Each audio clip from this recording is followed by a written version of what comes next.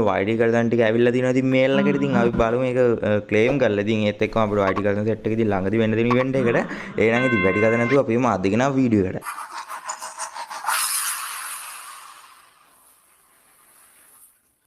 ඉතින් වීඩියෝ යන කලින් පොඩි දෙයක් තියෙනවා මතක් කරගන්න තියෙනවා. සුබුරුම් බඳුන් තියෙනවා අපේ දනුගයියා ටොප් ස්ටෝක් එකකින් ටොප් කරන සෙට් එක අනිවාර්යයෙන් මේ ටොප් ස්ටෝක් එකේ සෙට් වෙන්නේ. ඔයගොල්ලන්ට වස්සන් නම්බර් තුන මේ විදිහට බලා ගන්න පුළුවන්. ඉතින් මේ වස්සන් නම්බර් තුන මෙසේජ් එකක් දාලා ඔයගොල්ලන්ට ෆාස්ට් ඉක්මනටම ටොප් එකක් ගහ ගන්න පුළුවන්. ඉතින් ටොප් කරන සෙට් එක අනිවාර්යයෙන් මේ ටොප් ස්ටෝක් එකට සෙට් වෙන්න.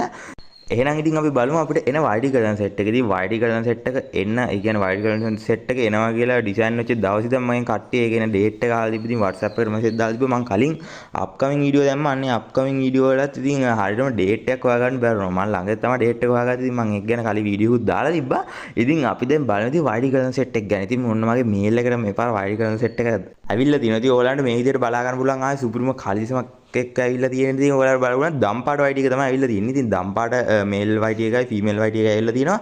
ඒත් එක්කම අපිට YT එකේ ජර්සි එකත් එවෙලා තියෙනවා. ඉතින් ඔයාලන්ට මේ විදිහට බලා ගන්න පුළුවන්. ඉතින් මේ විදිහට අපි ඉතින් ඒ දේ ක්ලේම් කරගමු. ඉතින් මේ වගේ ඔයගොල්ලන්ට බලන්න පුළුවන් ආ සුප්‍රීම YT කල්සන් දෙයක්. ඉතින් මේක හරියටම ඉතින් පෙබරවාරි 2 වෙනිදා අපිට එනවා ගේම් එකට.